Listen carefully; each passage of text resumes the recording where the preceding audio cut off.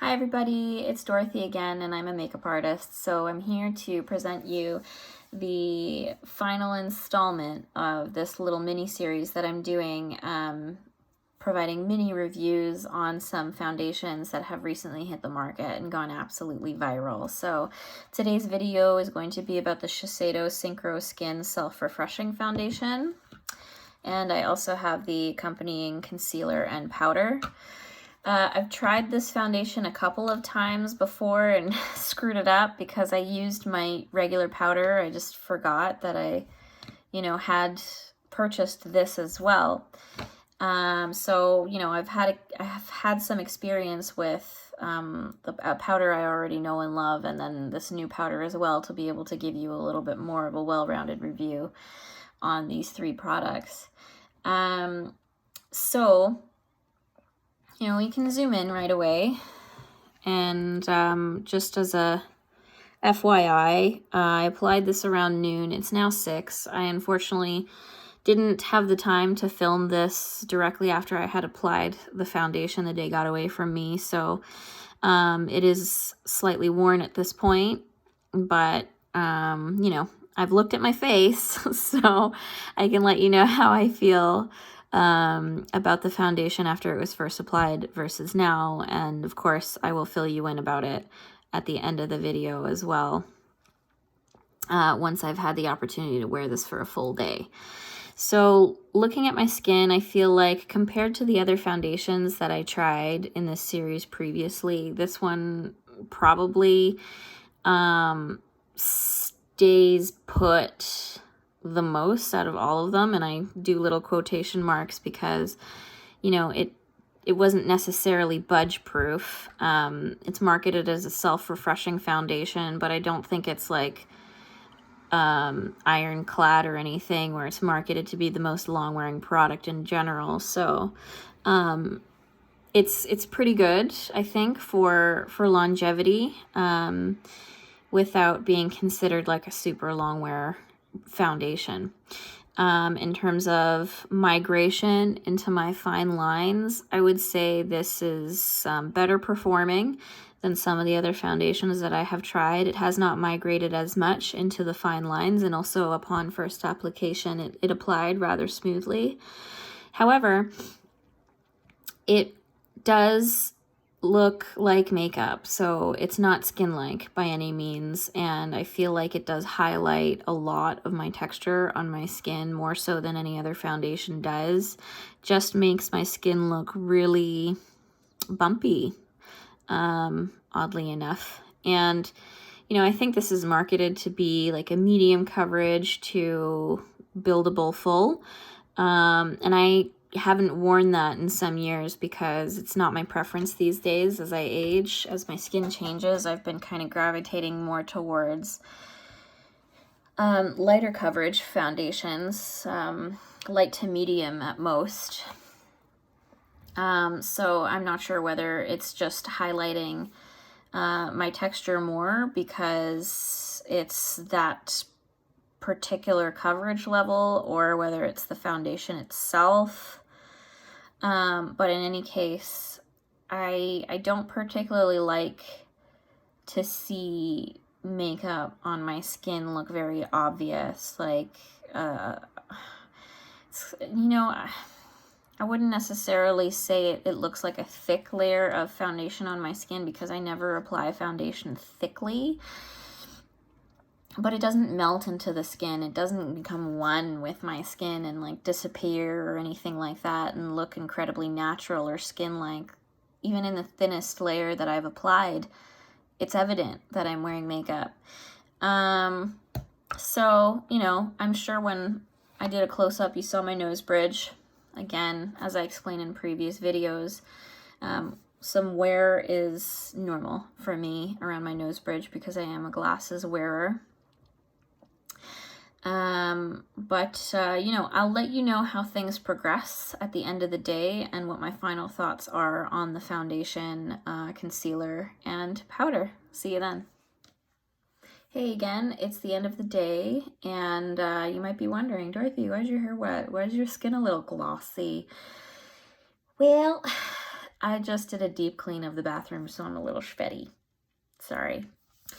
In any case, like I said, I did try this foundation before when I wasn't sweaty.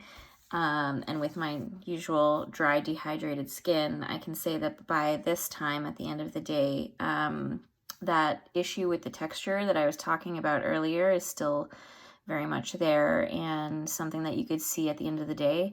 Now, if I look at myself throughout the day wearing this foundation from a distance, like in the mirror, it looks great. I look pretty flawless, but just up close is when you can really see that texture coming through on a dry, dehydrated skin type.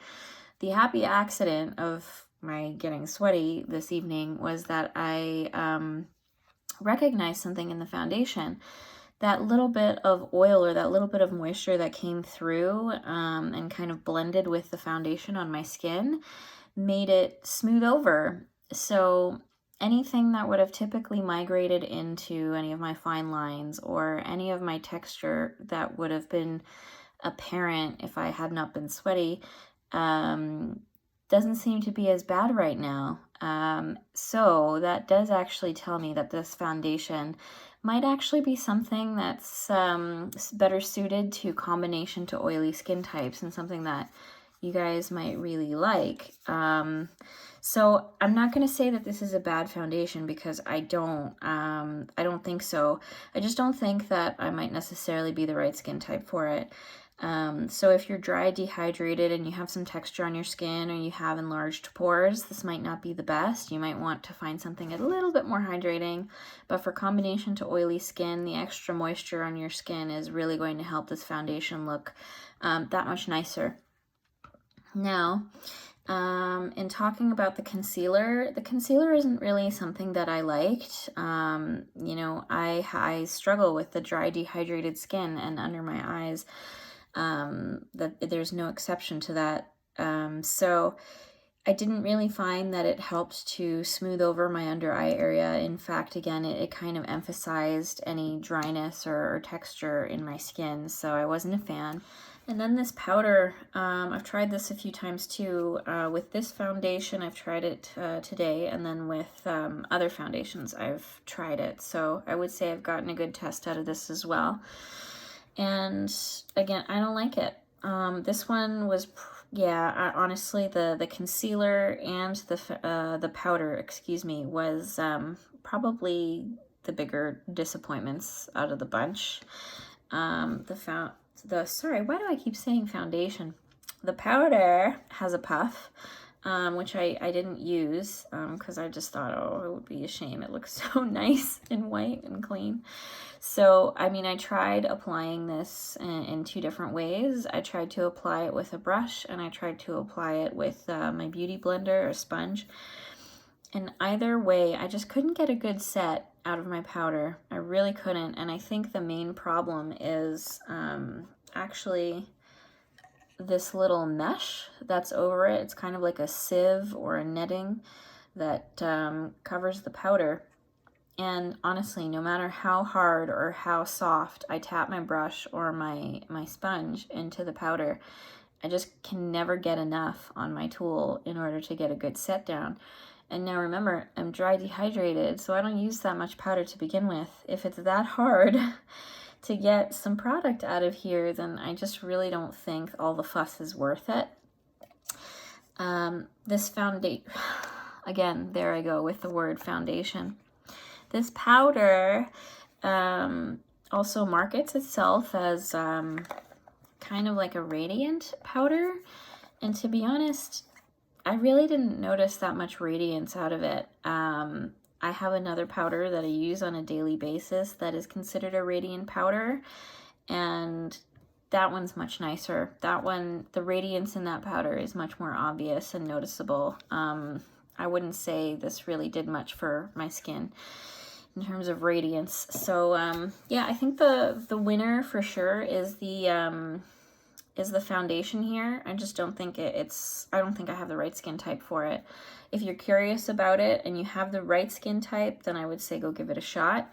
Let me know if you have already tried this foundation, because I'd be interested to know if your experience was similar to mine, if you have the same skin type, or if you have the skin type that I think it's good for, and whether or not, you know, my assumption about this being good for that skin type is has any truth to it.